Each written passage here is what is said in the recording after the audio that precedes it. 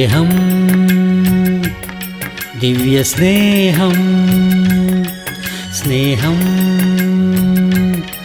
ദിവ്യസ്നേഹം. ദൈവത്തിന്റെ ഹിതം അറിയുന്നത് എങ്ങനെ എന്നൊരാൾ എഴുതി ചോദിച്ചിരിക്കുന്നു. ദൈവത്തിന്റെ ഹിതം അറിയുന്നത് എങ്ങനെ? എല്ലാ വ്യക്തികളുടെ ജീവിതത്തെക്കുറിച്ചും ദൈവത്തിന് ഒരു ഹിതമുണ്ട്, ഒരു പദ്ധതിയുണ്ട്, ഒരു ബ്ലൂ പ്രിന്റ് ഉണ്ട്, ഒരു ഉദ്ദേശമുണ്ട്. മൺകുടത്തിന് തന്നെ സൃഷ്ടിച്ചതായ കുശവനോട് എന്നെ എന്തുകൊണ്ട് ഇങ്ങനെ സൃഷ്ടിച്ചു എന്ന് ചോദിക്കാൻ കഴിയുമോ? ദൈവത്തിന്റെ ഹിതമാണത്. നിന്റെ ജീവിതത്തിൽ ഒരുപാട് അധ്വാനവും കഷ്ടതയും ഒക്കെ ഉണ്ട്, ശരിയാണ്. ദൈവം നിന്നെ അങ്ങനെയാണ് സൃഷ്ടിച്ചത്. അതിലെന്താണ് തെറ്റ്? പറയുക. പൗലോസ് വളരെ വിദ്യാഭ്യാസം നേടിയ വ്യക്തിയാണ്. ഗമാലിയേലിന്റെ പാദപീഠത്തിൽ നിന്ന് പഠിച്ചവൻ, റോമൻ പൗരത്വമുണ്ടായിരുന്നവൻ, പരീശൻ, അതുപോലെ തന്നെ ന്യായപ്രമാണത്തെക്കുറിച്ച് അറിവുള്ളവൻ, തന്റെ വിശ്വാസത്തിൽ തീക്ഷ്ണതയുണ്ടായിരുന്ന വ്യക്തി. എന്നാൽ കർത്താവ് തന്നെ ദർശിച്ച സമയത്ത് ദമസ്കോസിന്റെ പടിവാതിൽക്കൽ വെച്ച് ദർശിച്ചപ്പോൾ, കർത്താവെ ഞാൻ എന്താണ് ചെയ്യേണ്ടതെന്ന് ചോദിച്ചപ്പോൾ കർത്താവ് എന്താണ് പറഞ്ഞത്? എനിക്ക് വേണ്ടി കഷ്ടം അനുഭവിക്കുന്നതിന് വേണ്ടി ഞാൻ നിന്നെ തിരഞ്ഞെടുത്തിരിക്കുന്നു. എന്താണ് പറഞ്ഞത്? എനിക്ക് വേണ്ടി കഷ്ടത അനുഭവിക്കുവാൻ വേണ്ടി ഞാൻ നിന്നെ തിരഞ്ഞെടുത്തിരിക്കുന്നു. ഒരു മാതാവ് എത്രത്തോളം കഷ്ടത അനുഭവിക്കുന്നറിയാമോ? എനിക്കറിയാം. ഞങ്ങൾ 8 മക്കളായിരുന്നു. ഞങ്ങളുടെ അമ്മ ഞങ്ങളെ കൊണ്ട് ഒരുപാട് കഷ്ടപ്പെട്ടു. ആ കാലത്ത് മിക്സി ഇല്ലായിരുന്നു, കുക്കറില്ലായിരുന്നു, ഇന്നുള്ളതുപോലെ സൗകര്യങ്ങൾ ഒന്നും തന്നെ ഇല്ലായിരുന്നു. അരി അരച്ച് അപ്പമൊക്കെ ഉണ്ടാക്കി അതുപോലെ എല്ലാ കുഞ്ഞുങ്ങൾക്കും പാകം ചെയ്ത് കൊടുക്കുവാനും അവരെ കഴിപ്പിക്കുവാനും എല്ലാം എത്രയോ കഷ്ടപ്പെടുവാനിടയായി, ഒരുപാട് ബുദ്ധിമുട്ട് അനുഭവിക്കുവാനിടയായി. അറിയാമോ, ദൈവം അമ്മമാരെ അങ്ങനെയാണ് സൃഷ്ടിച്ചാക്കിയിരിക്കുന്നത്. അതുകൊണ്ട് ഏതമ്മയെങ്കിലും പറയുമോ, എനിക്ക് പാകം ചെയ്യാൻ കഴിയത്തില്ല, എൻ്റെ കുഞ്ഞുങ്ങളെ എനിക്ക് നോക്കാൻ കഴിയില്ല, അവർക്ക് വേണ്ടി അധ്വാനിക്കാൻ കഴിയില്ല എന്ന് പറയുമോ? എന്താണ് അവർ പറയുന്നത്? അവർ പറയും, ഇതെനിക്ക് കഷ്ടതയല്ല, ബുദ്ധിമുട്ടല്ല, ഇതെന്റെ ജീവിതത്തിൽ ഒരു ഭാഗ്യമാണ്, ഇതെനിക്ക് വളരെ സന്തോഷമാണ് നൽകുന്നത്. ദൈവം നമ്മെ എന്തിനു വേണ്ടിയാണോ ഏൽപ്പിച്ച് ആക്കിയിരിക്കുന്നത്, ആ പ്രവൃത്തി ചെയ്യുമ്പോൾ നമുക്ക് ഒരുപാട് സന്തോഷമുണ്ടാകും. മറ്റുള്ളവരെ കണ്ടിട്ട് അസൂയപ്പെടുവാൻ പാടില്ല, അവരുമായിട്ട് താരതമ്യം ചെയ്യുവാൻ പാടില്ല. ദൈവം നമ്മെ രക്ഷിച്ചതിന് ശേഷം, രക്ഷിക്കപ്പെടുന്നതിന് മുൻപ് നമുക്കൊന്നും തന്നെ അറിയില്ലായിരുന്നു. ചില വ്യക്തികളാണെങ്കിൽ പ്രായപൂർത്തിയായതിനു ശേഷമാണ് രക്ഷിക്കപ്പെട്ടത്. എന്നാൽ നിങ്ങൾ ഇപ്പോഴെങ്കിലും ചോദിക്കണം, കർത്താവേ, എന്നെ എന്തുകൊണ്ടാണ് നീ തിരഞ്ഞെടുത്തത്? എന്നെക്കുറിച്ചുള്ള നിന്റെ ഉദ്ദേശം എന്താണെന്ന് ചോദിക്കുകയാണെങ്കിൽ നിന്റെ ബാക്കിയുള്ള ജീവിതം അനുഗ്രഹിക്കപ്പെടും. യൗവനത്തിലുള്ളവർ നിങ്ങളുടെ സമയത്തെ വൃഥാവാക്കി കളയരുത്. യൗവനപ്രായത്തിൽ നിങ്ങളെക്കുറിച്ചുള്ള ദൈവത്തിന്റെ പദ്ധതികളെ അറിയുക. ഏത് കോഴ്സാണ് എടുക്കേണ്ടത്, ഏത് വിഷയമാണ് പഠിക്കേണ്ടത്, എങ്ങനെയാണ് ചെയ്യേണ്ടത്, അതോ ദൈവത്തിന്റെ വേലയ്ക്ക് വേണ്ടി ദൈവം നിന്നെ തിരഞ്ഞെടുത്തിട്ടുണ്ടോ, നിന്നെ കൂടി എന്ത് ചെയ്യാനാണ് ദൈവം ആഗ്രഹിക്കുന്നത് എന്ന വിഷയം അറിയേണ്ടതാണ്. മൂന്നാമത്, യൗവനപ്രായം, അതായത് വിവാഹത്തിന് ശേഷമുള്ളതായ കാലഘട്ടം. വിവാഹം കഴിഞ്ഞവരെല്ലാം കരമുയർത്താമോ? ഇത്രയും പേരുടെ വിവാഹം കഴിഞ്ഞതാണോ? കല്യാണം കഴിക്കാത്തവർ കരമുയർത്തിക്കാട്ടെ. വളരെ നന്ദി. ഓക്കെ.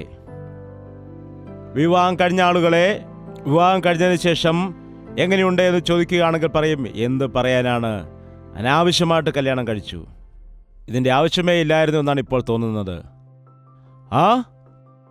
വിവാഹം കഴിക്കാത്തവരോട് ചോദിച്ചു നോക്കൂ, എങ്ങനെയുണ്ട്, എൻ്റെ വിവാഹം നടക്കുന്നേ ഇല്ല, എൻ്റെ വീട്ടുകാർക്കും ഒരു ഉത്തരവാദിത്വമൊന്നുമില്ലെന്നേ. പലരും വലിയ സ്ത്രീധനമാണ് ചോദിക്കുന്നത്. എന്താണ് ചെയ്യുന്നത്? എൻ്റെ വിവാഹം ഇനിയും നടക്കില്ലായിരിക്കുമെന്ന് പറഞ്ഞ് കരയുന്ന ആളുകളുമുണ്ട്. എൻ്റെ കല്യാണം എപ്പോഴായിരിക്കുമെന്ന് കാത്തിരിക്കുന്ന ആളുകളുമുണ്ട്. എന്താണ് ജീവിതത്തിൽ? കല്യാണം കഴിഞ്ഞവർക്ക് അതിൻ്റെ ബുദ്ധിമുട്ടുകൾ, കല്യാണം കഴിയാത്തവർക്ക് അതിൻ്റെ ബുദ്ധിമുട്ടുകൾ. ജീവിതം മുഴുവനും കഷ്ടമാണ്. എന്നാൽ കർത്താവുണ്ട് എങ്കിൽ വിവാഹം കഴിഞ്ഞാലും സുഖമാണ്, വിവാഹം കഴിഞ്ഞില്ല എങ്കിലും സുഖമാണ്. എന്തുകൊണ്ടെന്നാൽ കർത്താവ് നിന്റെ കൂടെയുള്ളത് കൊണ്ട് നിന്റെ ദാമ്പത്യ ജീവിതം ഏറ്റവും അനുഗ്രഹപ്രദമായിരിക്കും. വിവാഹം എല്ലാത്തിനേക്കാളും ശ്രേഷ്ഠമായതാണ്. അനേകം ആളുകൾ വിവാഹപ്രായമാകുന്ന സമയത്ത് സ്ത്രീധനത്തിന്റെ കാര്യം നോക്കിയോ, അവരുടെ ഇഷ്ടം നോക്കിയോ, പണം നോക്കിയോ, അങ്ങനെ പലവിധമായ കാരണങ്ങളാൽ ദൈവത്തിന്റെ ഹിതം മാറ്റിവെച്ചിട്ട് അവരുടെ ഇഷ്ടപ്രകാരം വിവാഹം നടത്തുന്നു. അങ്ങനെയുള്ള കുടുംബജീവിതങ്ങളിൽ സമാധാനം ഇല്ലാതെ അനേകർ ദുഃഖം അനുഭവിക്കുന്നുണ്ട്. നിങ്ങളുടെ മക്കളുടെ വിവാഹം നടത്തുന്ന സമയത്ത് ദൈവത്തിന്റെ ഹിതം നിങ്ങൾ അറിയണം. എങ്ങനെ അറിയണമെന്നാണോ ചോദിക്കുന്നത്? നിങ്ങൾ അതിനായിട്ട് പ്രാർത്ഥിക്കുമ്പോൾ ദൈവത്തിന്റെ ഹിതപ്രകാരമുള്ളതായ വാതിലുകളെ തുറക്കും, അല്ലാത്തവയെ ദൈവം അടയ്ക്കുകയും ചെയ്യും. ഒരാൾ പറഞ്ഞു, ഒരുപാട് ആലോചനകൾ വന്നിങ്ങനെ പോകുന്നു. ഞാൻ പറഞ്ഞു, ഭാരപ്പെടേണ്ട കാര്യമില്ല, പോകട്ടെ. ദൈവത്തിന്റെ ഹിതപ്രകാരമുള്ള ആലോചനകൾ വരുമ്പോൾ അത് നടക്കുവാനിടയാകും. അല്ലാത്ത ആലോചനകളെല്ലാം പോകുവാനുമിടയാകും. അതിൽ നാം ദുഃഖിക്കേണ്ടതായ കാര്യമില്ല. ദൈവത്തിന്റെ ഹിതപ്രകാരം നടക്കുന്ന വിവാഹ ജീവിതത്തിൽ ദൈവത്തിന്റെ സമാധാനമുണ്ട്. എന്നാൽ ഇന്ന് അനേകം കുടുംബങ്ങളിൽ സമാധാനമില്ല, ദൈവിക സന്തോഷം ഇല്ല. പണ്ടുള്ള ആളുകൾ ഇങ്ങനെ പറയുന്നതായ ഒരു ചൊല്ലുണ്ട്. എന്താണെന്ന് വെച്ചാൽ, പട്ടിയുടെ വാലെ പിടിച്ചുകൊണ്ട് ഗോദാവരിയിൽ നീന്തുന്നത് പോലെയുണ്ട്. ഗോദാവരിയിൽ നീന്തുന്നത് തന്നെ വലിയ കഷ്ടമാണ്. പിന്നെ ഈ നായയുടെ വാല് പിടിച്ചുകൊണ്ട് അങ്ങോട്ട് നിങ്ങൾ വലിച്ചാൽ അത് അങ്ങോട്ട് പോകും, അങ്ങോട്ടും ഇങ്ങോട്ടും പോകും. അതാണ് കുടുംബജീവിതത്തിലെ ചില പ്രശ്നങ്ങൾ. എന്താണ്? ഇവനെ കല്യാണം കഴിച്ചാൽ പിന്നെ എനിക്ക് ആലയത്തിൽ പോകാൻ സാധിക്കുന്നില്ല, നിന്നെ കെട്ടിയതുകൊണ്ട് എനിക്ക് എന്റെ ജീവിതത്തിൽ ഒരു ഉയർച്ചയില്ല എന്ന് പരസ്പരം ഭാര്യാഭർത്താക്കന്മാർ കുറ്റം ചുമത്തുന്നത് ഇന്ന് സാധാരണമാണ്. നോക്കൂ, ദാമ്പത്യ ജീവിതത്തിൽ ഭാര്യാഭർത്താക്കന്മാർ ഐക്യതയോടെ ആയിരിക്കണമെങ്കിൽ തീർച്ചയായിട്ടും യേശുവിന്റെ സ്നേഹം അവരിൽ ഉണ്ടായിരിക്കണം. യേശുവിന്റെ സ്നേഹമുള്ളതായ ഒരു വ്യക്തി എല്ലാം വിശ്വസിക്കുന്നു, എല്ലാം ക്ഷമിക്കുന്നു, എല്ലാം സഹിക്കുന്നു. അനേകം ഭാര്യാഭർത്താക്കന്മാരും അങ്ങോട്ടും ഇങ്ങോട്ടും ഓരോരോ വിഷയത്തിൽ ദേഷ്യപ്പെടാറുണ്ട്. അങ്ങനെയല്ലേ സഹോദരി? നിങ്ങൾ ദേഷ്യപ്പെടാറില്ലേ? ശരിയാണോ? നിങ്ങളുടെ ഭർത്താവ് ദേഷ്യപ്പെട്ടിട്ട് എത്ര കാലമായി? അങ്ങനെ ഒന്ന് പറയുമ്പോൾ നീ രണ്ടെണ്ണം മറുപടി പറയും. അപ്പോഴെന്താണ് അവിടെ സംഭവിക്കുന്നത്? അടിയാകും. എന്താണ്? അവൻ കോപത്തോടെ ഇരിക്കുമ്പോൾ നീ അല്പം താഴ്ന്നു കൊടുക്കണം, നീ കോപത്തോടെ ഇരിക്കുമ്പോൾ അവൻ താഴ്ന്നു കൊടുക്കണം. അങ്ങനെയാണെങ്കിൽ കുടുംബജീവിതം സമാധാനത്തോടെ പോകും. മൃദുവായ ഉത്തരം കോപത്തെ ശമിപ്പിക്കുന്നു, കഠിനവാക്കോ കോപത്തെ ജ്വലിപ്പിക്കുന്നു. ഭർത്താവ് അസ്വസ്ഥനായിട്ട് ദേഷ്യപ്പെട്ട് വീട്ടിലേക്ക് കടന്നു വരുന്നു. അപ്പോൾ ഭാര്യയും അതുപോലെ തന്നെ ദേഷ്യപ്പെടുകയാണെങ്കിൽ എന്തു സംഭവിക്കും? ചെവിക്കലിട്ട് അടി കിട്ടും. അപ്പോൾ നീ പറയും, ഞാൻ കുഞ്ഞുങ്ങളെ വിളിച്ച് എൻ്റെ വീട്ടിൽ പോവുകയാണ് എന്ന്. അതേസമയം ചോദിക്കണം, എന്താണ് അങ്ങനെ ഇരിക്കുന്നത്? നിനക്ക് ബുദ്ധിയില്ലേ? ശരി, എനിക്ക് ബുദ്ധിയില്ല. എന്താണ് കുടിക്കാൻ വേണ്ടത്? എനിക്ക് കുടിക്കാനൊന്നും തന്നെ വേണ്ട ഇപ്പോൾ. മോരുംവെള്ളം തരട്ടെ? എനിക്ക് വേണ്ട. നിനക്കെന്താ നാണമില്ലേ? എനിക്ക് നാണമില്ല. ശരി, അല്പം മോരുംവെള്ളം കുടിക്കൂ. അവിടെ കലഹം കഴിഞ്ഞു. എത്ര നേരം പിന്നെ അവൻ മുഖം വീർപ്പിച്ചിരിക്കും? നീ നല്ലവണ്ണം സംസാരിക്കുക. ചില സമയത്ത് ഭാര്യയ്ക്കായിരിക്കും കോപം വരുന്നത്, മുഖം വീർപ്പിച്ച് നിൽക്കും. എന്തു പറ്റി ദേഷ്യപ്പെട്ട് നിൽക്കുന്നത്? എന്താണ് നിങ്ങൾക്ക്? നിങ്ങൾ നിങ്ങളുടെ കാര്യം നോക്ക്. ശരി, എന്താണ് ചെയ്യേണ്ടത്? നിന്റെ കാല് കുറച്ച് ഞെക്കിത്തരട്ടെ? എന്താണ്? നിങ്ങളുടെ ഭാര്യയില്ലേ? അപ്പോൾ നിങ്ങൾ കരുതേണ്ടതാണ്. അല്ലെങ്കിൽ ചോദിക്കണം, എന്താണ്? ചായ ഇട്ട് തരണോ? കാപ്പി ഇട്ട് തരട്ടെ? എന്താണ്? തലവേദനയുണ്ടോ? അങ്ങനെ ചോദിക്കുകയാണെങ്കിൽ അവിടെ കലഹമില്ല. അല്ലാതെ അങ്ങോട്ടും ഇങ്ങോട്ടും ഓരോന്ന് പറഞ്ഞ് വഴക്കുണ്ടാക്കുകയാണെങ്കിൽ അവസാനം കുടുംബത്തിൽ കലഹമുണ്ടാകും. ചിലർ പറയുന്നുണ്ട്, ഞങ്ങളുടെ വീടല്ല, ഒരു നരകമാണ് അതെന്ന്. നരകമാണെന്ന്. ഞങ്ങളുടെ കുടുംബത്തിലെ ഒരു സമാധാനവുമില്ല, ഒരു സ്വസ്ഥതയുമില്ല എന്നാണ് പറയുന്നത്. ഒന്നുണ്ടാകുമ്പോൾ ഒന്ന് കാണില്ല, ജീവിതത്തിൽ സമാധാനമേ ഇല്ല എന്ന് പറയും. കാരണം എന്താണ്? യേശുക്രിസ്തു ആ ഭവനത്തിൽ ഇല്ലാത്തത് കൊണ്ടാണ്. യേശുക്രിസ്തുവുള്ള കുടുംബത്തിൽ സമാധാനമുണ്ട്, സന്തോഷമുണ്ട്, അവിടെ താഴ്മയുണ്ട്. അതുകൊണ്ട് കുടുംബജീവിതത്തിൽ നിങ്ങൾ ഐക്യതയോടെ ആയിരിക്കുകയാണെങ്കിൽ നിങ്ങൾക്ക് ജനിക്കുന്ന മക്കൾ വലിയവരാകുവാനിടയാകും. നിങ്ങൾ ശ്രദ്ധയോടെ നിങ്ങളുടെ കുടുംബജീവിതത്തെ പണിയുകയാണെങ്കിൽ ദൈവം കുടുംബജീവിതത്തെ പണിയുവാൻ ഒരു രീതി വെച്ചിട്ടുണ്ട്. ഭാര്യമാരെ, നിങ്ങളുടെ ഭർത്താക്കന്മാർക്ക് കീഴടങ്ങിയിരിപ്പീൻ. അതുപോലെ ഭർത്താക്കന്മാരെ, നിങ്ങളുടെ സ്വന്തം ശരീരത്തെ സ്നേഹിക്കുന്നത് പോലെ ഭാര്യമാരെ സ്നേഹിക്കുക. ഭർത്താക്കന്മാരെ, നിങ്ങളുടെ ഭാര്യമാരോട് കയ്പായിരിക്കരുത്. കയ്പായിരിക്കരുത് എന്ന് പറയുമ്പോൾ അതിൻ്റെ അർത്ഥം എന്താണ്? കയ്പായിരിക്കരുത് എന്ന് പറയുമ്പോൾ അതിൻ്റെ അർത്ഥം എന്താണ്? കയ്പായിരിക്കരുത് എന്ന് പറയുമ്പോൾ അതിൻ്റെ അർത്ഥം എന്താണ്? നിങ്ങൾ അവരെ നിന്ദിക്കാൻ പാടില്ല, അവരെ ഉപേക്ഷിക്കരുത്, അവരെ ഒറ്റപ്പെടുത്തുവാൻ പാടില്ല, അപമാനിക്കുവാൻ പാടില്ല, സങ്കടപ്പെടുത്തുവാൻ പാടില്ല എന്നാണ് ദൈവം പറയുന്നത്. ഒരു വ്യക്തിയെ നാം സ്നേഹിക്കുന്നുണ്ടെങ്കിൽ ആ വ്യക്തിയെ നാം അപമാനിക്കുമോ? ഒരു വ്യക്തിയെ സ്നേഹിക്കുന്നുണ്ടെങ്കിൽ ആ വ്യക്തിയെ നാം നിന്ദിക്കാനിടയാകുമോ? ദൈവത്തിന്റെ വചനത്തിൽ പറയുന്നു, ഭാര്യ ഭർത്താവിന് കീഴടങ്ങിയിരിക്കണം. നീ സമാധാനത്തോടെ കീഴടങ്ങിയിരിക്കുകയാണെങ്കിൽ ജീവിതം മുഴുവനും സമാധാനകരമാകും. ബാല്യകാലത്ത് മാതാപിതാക്കളുടെ തണലിന് കീഴിലായിരിക്കും. അതുപോലെ എല്ലായ്പ്പോഴും ദൈവത്തിന്റെ തണൽ നിങ്ങൾക്ക് ആവശ്യമാണ്. ദൈവത്തിന്റെ ഹിതമറിഞ്ഞ് നിങ്ങൾ ജീവിക്കണം. യൗവനപ്രായത്തിൽ വിവാഹ ജീവിതത്തിൽ ദൈവത്തിന്റെ ഹിതം അനുസരിച്ച് ജീവിച്ച് നിങ്ങൾ നിങ്ങളുടെ മക്കളെ വളർത്തിയെടുക്കണം. അതിനുശേഷം എന്താണ് പറയുന്നത്? തലയൊക്കെ നരച്ചു തുടങ്ങും. ഇന്നാണെങ്കിൽ നമുക്കറിയാം, അത് പ്രായവ്യത്യാസമില്ലാതെ 20-25 വയസ്സാകുമ്പോഴേ തലയൊക്കെ നരയ്ക്കുന്നത് നമുക്ക് കാണാൻ കഴിയും. അയ്യോ, ഞാൻ പ്രായം ചെന്നു പോവുകയാണ്, ഞാൻ പ്രായം ചെന്നു പോകുന്നു, കിളവനാകുന്നു, എൻ്റെ തലമുടിയൊക്കെ കൊഴിഞ്ഞു പോകുന്നു, കഷണ്ടിത്തല ഉണ്ടാകുന്നു എന്ന് പലരും പറയാറുണ്ട്. എന്താണ്? ബാലൻ തീർച്ചയായിട്ടും വൃദ്ധനാകേണ്ടി വരും. പ്രായമുള്ളവരെ നോക്കി കളിയാക്കുന്നവരെ കണ്ട് ഞാൻ ചിരിക്കാറുണ്ട്. നീയും ഒരു ദിവസം തീർച്ചയായിട്ടും പ്രായമാകുമല്ലോ. പല്ലു കൊഴിയുന്നവരെ കളിയാക്കുന്നവർ ശ്രദ്ധിക്കുക, നിന്റെ പല്ലും ഒരു ദിവസം കൊഴിയും, നിന്റെയും തലമുടി കൊഴിയും. നീയും ഒരു ദിവസം വടിയൊക്കെ കുത്തി നടക്കേണ്ടതായിട്ട് വരും. നീയും ഒരു ദിവസം ആരുടെയെങ്കിലുമൊക്കെ സഹായത്തോടെ ജീവിക്കും. വൃദ്ധന്മാരെ ബഹുമാനിക്കുക, പ്രായം ചെന്ന ആളുകളെ ബഹുമാനിക്കുക, നിന്റെ മാതാപിതാക്കളെ സ്നേഹിക്കുക, അവരെ കരുതുക, അവരെ വാർദ്ധക്യത്തിൽ ഉപേക്ഷിക്കരുത്, അവരെ തള്ളിക്കളയരുത്. നിന്റെ മാതാവ് വാർദ്ധക്യത്തിലായിരിക്കുമ്പോൾ അവരെ തള്ളിക്കളയരുത്, ഉപേക്ഷിക്കരുതെന്ന് ദൈവത്തിന്റെ വചനത്തിൽ പറയുന്നു. എന്നാൽ ഇന്ന് ആളുകളെ ശ്രദ്ധിക്കുക, പ്രായം ചെല്ലുന്തോറും അവരുടെ ജീവിതത്തിൽ സമാധാനവും സ്വസ്ഥതയും നഷ്ടപ്പെട്ട് നിരാശയുണ്ടാകുന്നു. എന്തുകൊണ്ടാണ്? എന്തിന് ഞാൻ ഇനി ജീവിക്കണം? എന്റെ കാലം കഴിഞ്ഞുപോയി, എന്റെ കർത്താവിനെ എന്നെ വിളിച്ചാൽ മതിയായിരുന്നു എന്ന് പറയും. എന്നെ കർത്താവ് വിളിക്കാൻ വേണ്ടി പ്രാർത്ഥിക്കണമെന്ന് പല വൃദ്ധന്മാരും ചോദിക്കാറുണ്ട്. എന്നാൽ വാർദ്ധക്യം വിരക്തിയോടെ ജീവിക്കേണ്ട കാലമല്ല. നിന്റെ യൗവനത്തിൽ നീ ദൈവത്തെ അറിഞ്ഞ് ജീവിക്കുകയാണെങ്കിൽ, നിന്റെ കുടുംബജീവിതത്തിൽ ദൈവത്തിന് സ്ഥാനം കൊടുത്ത് ജീവിച്ചാൽ, നിന്റെ വാർദ്ധക്യത്തിലും നീ ഫലം കായ്ക്കാനിടയാകും. നിങ്ങൾ സമാധാനത്തോടെ ജീവിക്കും. നിങ്ങൾക്ക് ഭാരപ്പെടേണ്ട കാര്യമേ ഇല്ല. എന്തുകൊണ്ടെന്നാൽ നിങ്ങളെ കരുതുന്ന ഒരു ദൈവമുണ്ട്. നരയ്ക്കുവോളം അവൻ നമ്മെ ചുമക്കും. ആ ദൈവം നിങ്ങളെ ഒരിക്കലും തള്ളിക്കളയില്ല. നമുക്ക് എത്ര നാൾ ഒരാളെ ചുമക്കാൻ കഴിയും? കൂടിയൊന്ന 5 വയസ്സ് അല്ലെങ്കിൽ 6 വയസ്സ്. ഇപ്പോൾ അത്രയും പോലും ഇല്ല. പണ്ട് കാലത്ത് എൻ്റെ അപ്പൂപ്പൻ്റെ തോളിൽ കയറി ഞാൻ ഒരു കാലം അങ്ങോട്ടും ഒരു കാലം ഇങ്ങോട്ടും ഇട്ടിരിക്കുമായിരുന്നു. തലമുടി പിടിച്ച് അവിടെ ഇരിക്കുമായിരുന്നു. എവിടെയെങ്കിലും പോകുമ്പോൾ ഹോ ഹോ എന്നും പറഞ്ഞ് ഞാനും തോളിൽ കയറി ഇരുന്ന് സന്തോഷത്തോടെ പോകുമായിരുന്നു.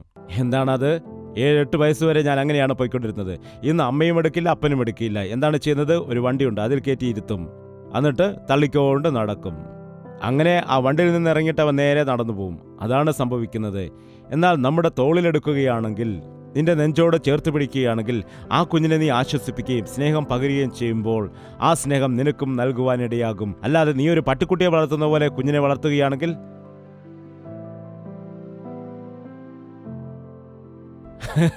ഇനിയും ചില ആളുകളാണെങ്കിൽ പിറകിലൊരു ബാഗ് തൂക്കി അല്ലെങ്കിൽ മുൻപിലൊരു ബാഗ് തൂക്കിയിട്ട് അതിൽ കുഞ്ഞിനെ വെക്കും. എടാ, കുഞ്ഞിനെ ഒന്ന് തോളിലെടുത്തുകൂടെ നിനക്ക്?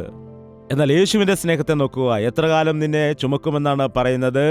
അത് 7-8 വയസ്സ് വരെ മാത്രമല്ല. എത്ര കാലമാണ്? നീ പ്രായമായാലും ശരി, നിന്നെ എളിയിൽ വെച്ചുകൊണ്ട് നടക്കുവാൻ ഇടയാകും. എളിയിലെടുക്കുന്ന കണ്ടിട്ടില്ലേ? ഒരു കാലം അങ്ങോട്ട് ഒരു കാലം ഇങ്ങോട്ട് ഇട്ടിട്ട് കെട്ടിപ്പിടിച്ചിരിക്കും. നിങ്ങൾക്ക് ആ കാലമൊക്കെ നിങ്ങൾക്ക് ഓർമ്മയുണ്ടോ?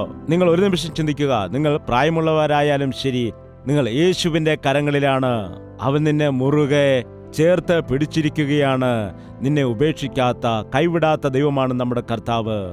നോക്കൂ, എന്റെ വാർദ്ധക്യത്തിൽ എന്നെ ഉപേക്ഷിക്കുകയുമരുത്. ദാവീദ് അങ്ങനെ പ്രാർത്ഥിക്കാനിടയായി. എന്റെ വാർദ്ധക്യകാലത്ത് എന്നെ ഉപേക്ഷിക്കുകയുമരുതേ.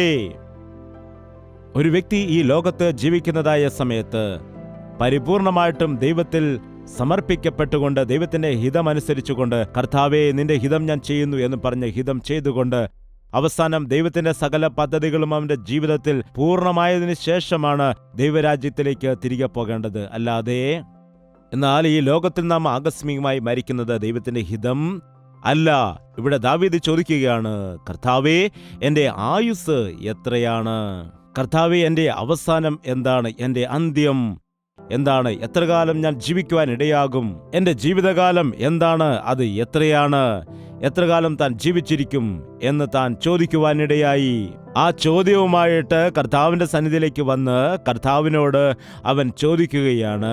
ആ ചോദ്യം നമുക്ക് ഇവിടെ 4-ാമത്തെ വാക്യത്തിൽ കാണാൻ കഴിയും. മറുപടി ഇതാ 5-ാം വാക്യത്തിൽ ലഭിച്ചിരിക്കുന്നു. ഇതാ നീ എൻ്റെ നാളുകളെ 4 വിരൽ നീളമാക്കിയിരിക്കുന്നു. എൻ്റെ ആയുസ് നിന്റെ മുൻപിൽ ഏതുമില്ലാത്തതുപോലെ ഇരിക്കുന്നു. എൻ്റെ ആയുസ് എത്രയാണ്? എൻ്റെ അവസാനം എന്താണ് എന്ന് പ്രാർത്ഥനയിൽ ചോദിച്ചിട്ട് താൻ തന്നെ പറയുകയാണ്, എൻ്റെ ആയുസ് എത്രയാണ്? അതിനെ 4 വിരൽ നീളമാക്കിയിരിക്കുന്നു. അതിൻ്റെ അർത്ഥം എന്താണെന്ന് അറിയാമോ? അവൻ്റെ ജീവിതത്തിൻ്റെ ക്ഷണികത അതാണ് അവിടെ പറയുന്നത്. എത്രയാണ് എൻ്റെ ജീവിതം? 4 വിരൽ നീളം മാത്രമാകുന്നു. അത് അരയടിയല്ല, ഒരടിയല്ല. അത് മനസ്സിലായോ? നിങ്ങൾക്ക് മനസ്സിലായോ? തുണികളൊക്കെ അളക്കുന്നതിന് വേണ്ടി സ്കെയിൽ ഉണ്ടായിരുന്നു. സ്കെയിൽ വെച്ച് ഇങ്ങനെ നീളം അളക്കുമായിരുന്നു. 1 മുഴം 2 മുഴം എന്നൊക്കെ വിരൽ വെച്ചുകൊണ്ട് അക്കാലത്ത് അളക്കുമായിരുന്നു. മനസ്സിലായോ? എൻ്റെ ആയുസ് ഇവിടെ എത്രയാണെന്ന് ചോദിക്കുമ്പോൾ അരമുഴമല്ല, 1 മുഴമല്ല, 2 മുഴവും അല്ല. പിന്നെ എത്രയാണ്? 4 വിരൽ നീളം. അപ്പോഴത് കൂടുതലാണോ കുറവാണോ? വളരെ കുറവാണ്. 4 വിരൽ നീളം. ബാല്യം, കൗമാരം, യൗവനം, വാർദ്ധക്യം കഴിഞ്ഞു. എന്താണ്? ഒരു 12 വയസ്സ് വരെ ബാല്യമെന്ന് പറയും. അതിനുശേഷം ഒരു 30 വയസ്സ് വരെ കൗമാരം. അതിനുശേഷം ഒരു 50-54 വയസ്സ് വരെ യൗവനമായിട്ട് കണക്കാക്കും. ഒരു 60 വയസ്സ് കഴിഞ്ഞാൽ പിന്നെ വാർദ്ധക്യത്തിലാകും. എൻ്റെ ജീവിതം എന്തായിപ്പോയി? 4 10കൾ അല്ലെങ്കിൽ 4 15കൾ. അതാണ് എൻ്റെ ആയുസ്സിൻ്റെ ദൈർഘ്യം. എത്ര കാലം നീ ബാലനായിട്ടിരിക്കും? 12 വയസ്സ് വരെ ബാലൻ എന്ന് നാം പറയും. അതിനുശേഷം 13, 14, 15, 16, 17, 18 വരെ ടീനേജ് എന്നാണ് പറയുന്നത്. ടീനേജ് എന്ന് പറയുമ്പോൾ കൗമാരപ്രായമാണ്. വളരെ അപകടകരമായ വയസ്സാണിത്.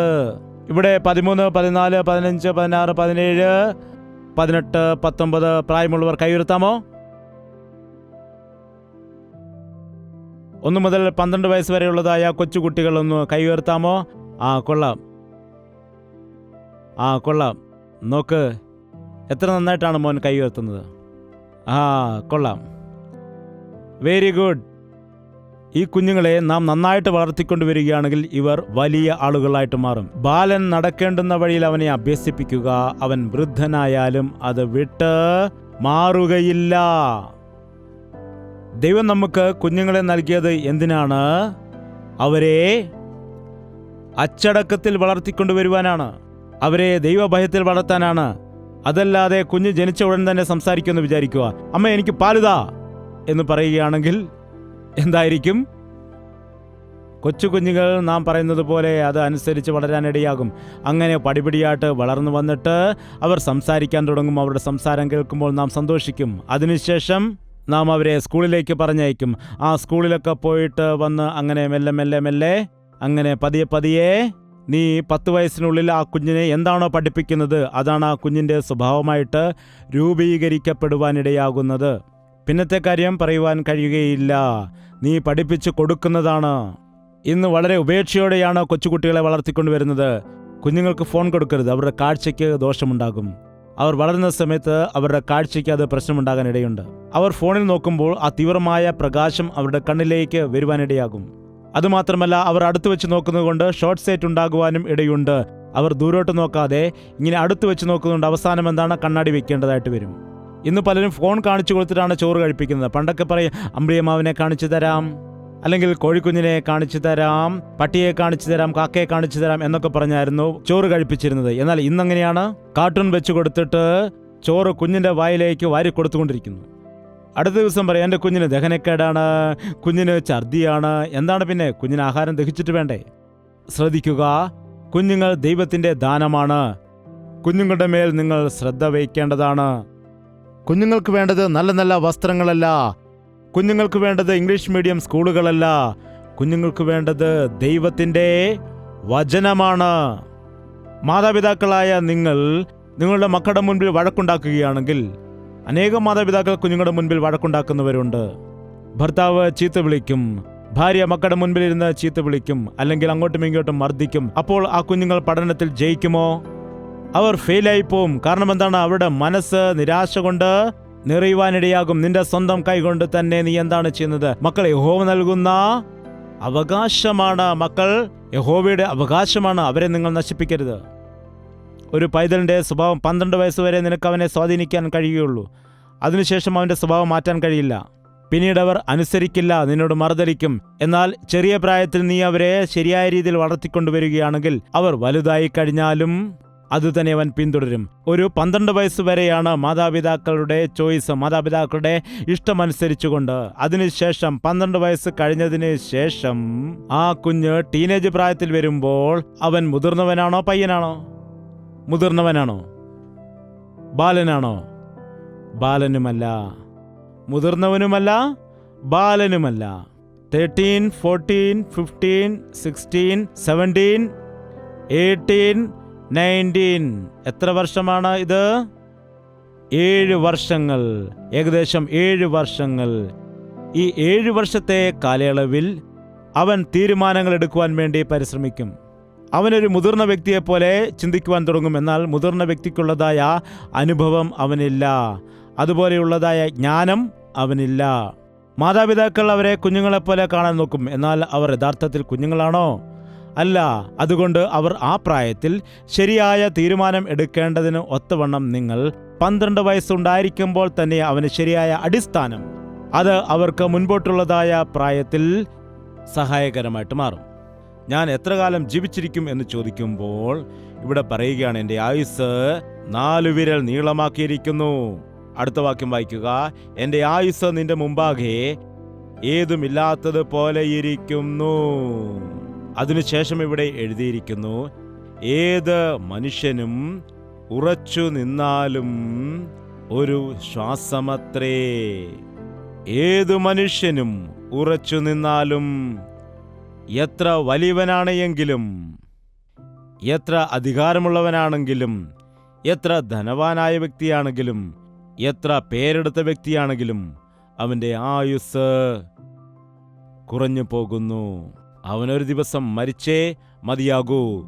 നമ്മെ ഈ ഭൂമിയിൽ ശാശ്വതമായിട്ട് ജീവിക്കാനല്ല ദൈവം ആക്കി വച്ചിരിക്കുന്നത്. ദൈവം പറഞ്ഞു, ഈ പഴം തിന്നുന്ന നാളിൽ നിങ്ങൾ നിശ്ചയമായിട്ടും മരിക്കുമെന്ന്. ആ വൃക്ഷത്തിന്റെ അരികിൽ മറ്റൊരു വൃക്ഷമുണ്ട്. അതേത് വൃക്ഷമാണ്?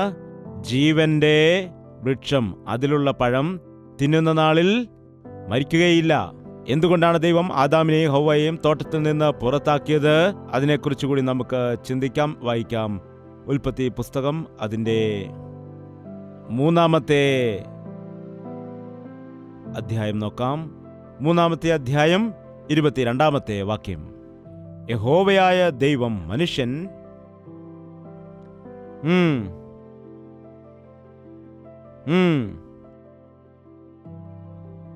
ഒരുപക്ഷെ അവൻ കൈനീട്ടി ജീവവൃക്ഷത്തിന്റെ ഫലം കൂടെ പറിച്ച് തിന്ന് എന്നേക്കും ജീവിപ്പാൻ സംഗതി വരുതേ എന്ന്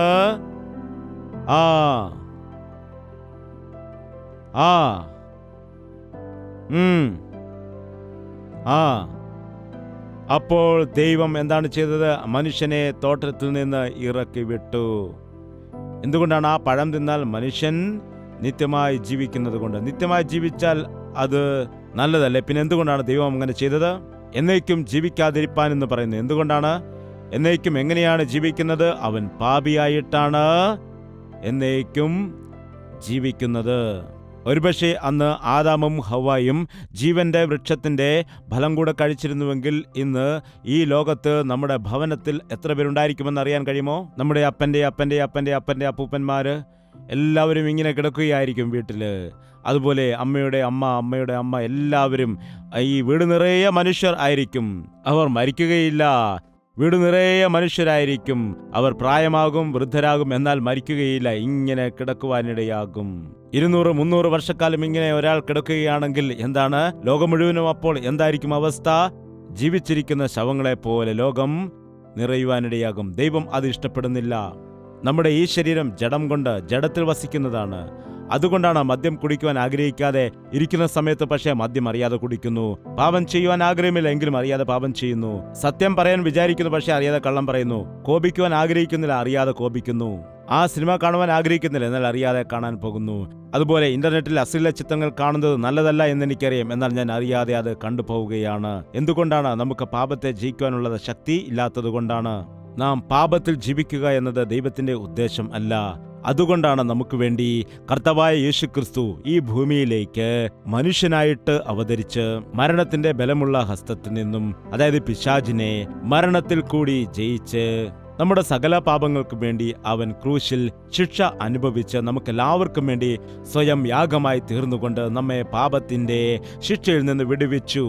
യേശുവിന്റെ മഹത്വം എന്താണെന്ന് ചോദിച്ചാൽ, അവൻ ജീവിക്കുവാൻ വേണ്ടി വന്ന ദൈവമല്ല, അവൻ നമുക്ക് വേണ്ടി പ്രാണനെ നൽകുവാൻ വേണ്ടി വന്നവനാണ്. അവൻ നമ്മെപ്പോലെ സ്ത്രീ പുരുഷ ബന്ധത്തിൽ കൂടി ജനിച്ച വ്യക്തിയല്ല. ഒരു പാപവുമില്ലാതെ, പാപത്തിന്റെ ബീജത്തിൽ കൂടിയല്ലാതെ കന്യാമറിയിൽ ഗർഭം ധരിക്കപ്പെട്ട് ജനിച്ചു. ഒരു ദോഷവും കൂടാതെ അവൻ ജീവിച്ചു. നമ്മുടെ സകല പാപങ്ങളുടെയും ശിക്ഷ അവൻ്റെ മേൽ അവൻ സ്വയം വഹിച്ചുകൊണ്ട് ലോകത്തിൻ്റെ പാപം ചുമക്കുന്ന ദൈവത്തിൻ്റെ കുഞ്ഞാടായിട്ട് ആ കാൽവരി ക്രൂശിൽ ഭൂതവർത്തമാന ഭാവി കാലത്തിലെ സകലരുടെയും പാപഭാരങ്ങൾ എല്ലാം വഹിച്ച് രക്തം ഒഴുക്കാതെ പാപമോചനം ലഭിക്കുകയില്ല എന്ന വചനം നിവർത്തിക്കുന്നതിന് വേണ്ടി നിർദോഷവും നിഷ്കളങ്കവുമായ രക്തം നമുക്ക് വേണ്ടി ചൊരിഞ്ഞ് നമുക്കെല്ലാവർക്കും വിടുതൽ നൽകിയിരിക്കുകയാണ്. അതുകൊണ്ട് ഇപ്പോൾ ക്രിസ്തുയേശുവിൽ ഉള്ളവർക്ക് ഒരു ശിക്ഷാവിധിയും ഇല്ല. അപ്പോൾ യേശുവിലുള്ളവർ മരിക്കുകയില്ലേ എന്ന് ചോദിക്കാറുണ്ട്. ഈ മരണമല്ല. ഏതു മരണമാണ്? എന്നിൽ വിശ്വസിക്കുന്നവൻ ഒരു നാളും മരിക്കുകയില്ല, മരിച്ചാലും അവൻ ഉയർത്തെഴുന്നേൽക്കും. എന്താണ്? മരിക്കുകയാണെങ്കിൽ ഉയർത്തെഴുന്നേൽക്കും. ക്രിസ്തുവിൽ മരിക്കുന്നവരെല്ലാം ഭാഗ്യവാന്മാരാണ്. ഈ ലോകത്തിൽ കണ്ണടച്ചാൽ സ്വർഗത്തിൽ കണ്ണു തുറക്കും. എനിക്ക് ജീവിക്കുന്നത് ക്രിസ്തുവും മരിക്കുന്നത് ലാഭവുമാകുന്നു എന്ന് പറയുന്നു. അതിന്റെ അർത്ഥം എന്താണ്? എനിക്ക് സ്വർഗം ലഭിക്കാനിടയാകും. അതാണ് ലാഭം. അതുകൊണ്ട് ഈ ദിവസം യേശുവിനെ നമ്മുടെ സ്വന്തം രക്ഷിതാവായി സ്വീകരിച്ചാൽ, നമ്മുടെ പാപങ്ങളെല്ലാം ഏറ്റുപറഞ്ഞ് ഉപേക്ഷിച്ചാൽ, അവന്റെ രക്തത്താൽ നാം കഴുകപ്പെടുന്നത് കൊണ്ട് എന്റെ സ്ഥാനത്ത് എനിക്ക് വേണ്ടി കർത്താവ് ശിക്ഷ അനുഭവിച്ചു എന്ന് വിശ്വസിക്കുന്ന എല്ലാവരും നിത്യജീവനെ പ്രാപിക്കുവാനിടയാകും. അങ്ങനെ മാനസാന്തരപ്പെട്ട് രക്ഷിക്കപ്പെട്ട എല്ലാവരുടെയും പേരുകൾ ജീവന്റെ ഗ്രന്ഥത്തിൽ എഴുതപ്പെടാനിടയാകും. ഇനിയും അവരുടെ മേൽ മരണത്തിന് അധികാരം ഇല്ല. ഈ ലോകത്ത് 2 ജനനം നമുക്കുണ്ടായിരിക്കുമ്പോൾ, അതായത് നാം മാനസാന്തരപ്പെട്ട് വീണ്ടും ജനനം പ്രാപിക്കണമെന്ന് കർത്താവ് അരുളി ചെയ്തിരിക്കുന്നു. നീ 2 തവണ ജനിക്കുകയാണെങ്കിൽ 1 തവണ മാത്രമേ മരിക്കുകയുള്ളൂ. എന്നാൽ നീ 1 തവണ ജനിച്ചിട്ട് മാനസാന്തരപ്പെടാതിരുന്നാൽ ഒരു 2ാം മരണമുണ്ട്. ആ 2ാം മരണം അഗ്നി നരകത്തിൽ നീ വീഴുന്ന അവസ്ഥയാണ്. അവിടെ നീ നിരന്തരം കിടക്കേണ്ടതായിട്ട് വരും. അതുകൊണ്ട് നിങ്ങൾ ശ്രദ്ധിക്കുക. യേശുക്രിസ്തുവിൽ നിങ്ങൾ വിശ്വസിക്കുന്നു എങ്കിൽ അത് തലവേദനയോ കൈവേദനയോ കാലുവേദനയോ പോകുന്നതിന് വേണ്ടിയല്ല. ഭൗതികമായ അനുഗ്രഹങ്ങളെ ഉദ്ദേശിച്ച് മാത്രമല്ല ഇവയെല്ലാം നടക്കും. എന്നാൽ യഥാർത്ഥമായ വിഷയം എന്താണെന്ന് വെച്ചാൽ, യേശുവിൽ വിശ്വസിക്കുന്നവർക്ക് സ്വർഗമുണ്ട്. ആ സ്വർഗത്തിൽ നിനക്ക് നിത്യമായി ജീവിക്കാനുള്ള അവസരം ലഭിക്കും. ഈ ലോക ജീവിതം അല്പകാലം മാത്രമേയുള്ളൂ. എന്നാൽ സ്വർഗീയ ജീവിതം അത് നിത്യമായ ജീവിതമാണ്. നിത്യതയെന്ന് പറയുമ്പോൾ അതിനെ ആർക്കും അളക്കുവാൻ കഴിയുന്നതല്ല. ആ സ്വർഗീയ ജീവിതമാണ്, നിത്യമായ ജീവിതമാണ്. തലമുറയായിട്ട് ജീവിക്കാനുള്ള കൃപയാണ് ലഭിക്കുന്നത്. സ്വർഗത്തിലെ ശാശ്വതമായ ജീവിതം നമുക്ക് ലഭിക്കണമെങ്കിൽ ഈ ലോകത്തിൽ ഉണ്ടായിരിക്കുന്ന നമ്മുടെ ആയുസ്സിനെ നാം സൂക്ഷിച്ച് ഉപയോഗിക്കണം. ദൈവത്തിൽ ഭയവും ഭക്തിയും ഉള്ളവരായിട്ട് ജീവിക്കണം. എന്നാൽ ഈ ലോകത്ത് നീ ഇഷ്ടമുള്ളതുപോലെ പാപം ചെയ്തുകൊണ്ട് ജീവിക്കുകയാണെങ്കിൽ നീ തീർച്ചയായിട്ടും മരിക്കും. മരണശേഷം നിനക്ക് ഒരു ശിക്ഷാവിധിയുണ്ട്. ആ ശിക്ഷാവിധി സമയത്ത് കർത്താവ് നിന്നെ ശിക്ഷിക്കുകയും നിത്യ നരകത്തിലേക്ക് നിന്നെ തള്ളിയിടുകയും ചെയ്യുവാനിടയാകും. അതാകുന്നു 2ാമത്തെ മരണം. ഈ ലോകത്തെ ജീവിതം നമുക്ക് അല്പകാലം മാത്രമേ ഉള്ളൂ. എന്നാൽ കർത്താവ് നമുക്ക് വേണ്ടി ശാശ്വതമായ ഒരു ജീവിതം ഒരുക്കി വെച്ചിട്ടുണ്ട്.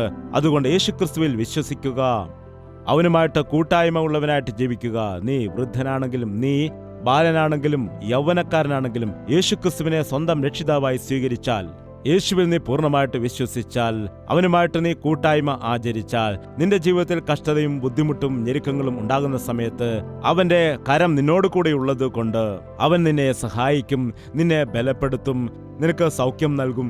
ഈ ലോകം നീ വിട്ടുപിരിയുമ്പോൾ അവന്റെ നിത്യരാജ്യത്ത് നീ ചേരുകയും ചെയ്യും. എഴുന്നേറ്റ് നിൽക്കാം, നമുക്ക് പ്രാർത്ഥിക്കാം. പ്രാർത്ഥന. പരിശുദ്ധനായ സ്നേഹമുള്ള പിതാവേ, ഒരിക്കൽ കൂടി കടന്നു വന്ന നിന്റെ മക്കളെല്ലാം നീ ദർശിക്കണമേ. ഞങ്ങളുടെ ജീവിതത്തിലെ സകല ആവശ്യങ്ങളെയും നന്നായിട്ട് അറിയുന്നതായ കർത്താവേ, ഓരോരുത്തരുടെയും ഹൃദയത്തിലുള്ളതായ ആഗ്രഹങ്ങളെ നന്നായിട്ട് അറിയുന്നതായ കർത്താവേ, നിന്റെ അത്ഭുത കരം നീ നീട്ടുമാറാകണമേ. നിന്റെ രക്തത്താൽ കഴുകി ഞങ്ങളുടെ ജീവിതങ്ങളെ ശുദ്ധീകരിക്കണമേ. ഞങ്ങളുടെ ജീവിതങ്ങളെയെല്ലാം നീ പുതുമയുള്ളതാക്കി മാറ്റണമേ. ഞങ്ങളുടെ ജീവിതത്തിൽ ഉള്ളതായ സകല പ്രശ്നത്തിനും പരിഹാരം നിന്റെ പാദപീഠത്തിലാണെന്ന് മനസ്സിലാക്കിക്കൊണ്ട് നിന്റെ വചനം ധ്യാനിക്കുവാൻ, നിന്റെ സന്നിധിയിൽ മുഴങ്കാൽ മടക്കി പ്രാർത്ഥിക്കുവാൻ, നിന്നിൽ ആശ്രയം വെച്ചുകൊണ്ട് ഞങ്ങളുടെ ജീവിതത്തിലുണ്ടാകുന്ന അത്ഭുത കാര്യങ്ങളെ കാണുവാൻ, നിന്റെ വരവ് താമസിക്കുന്നുവെങ്കിൽ, നിന്റെ ഹിതമാണെങ്കിൽ വീണ്ടും അനേക കൂട്ടായ്മകൾ ഇങ്ങനെ സംഘടിപ്പിക്കുവാൻ സഹായിക്കണമെന്ന് യേശുക്രിസ്തുവിന്റെ നാമത്തിൽ അപേക്ഷിക്കുന്നു പിതാവേ. ആമേൻ, ആമേൻ, ആമേൻ. യേശുവേ, യേശുവേ, യേശുവേ, യേശുവേ, യേശുവേ, യേശുവേ യേശുവേ യേശുവേ. നിന്നെ നിന്നെ എന്നും ഞാൻ സേവിക്കും, നീ മാത്രം രാജാവെന്നും.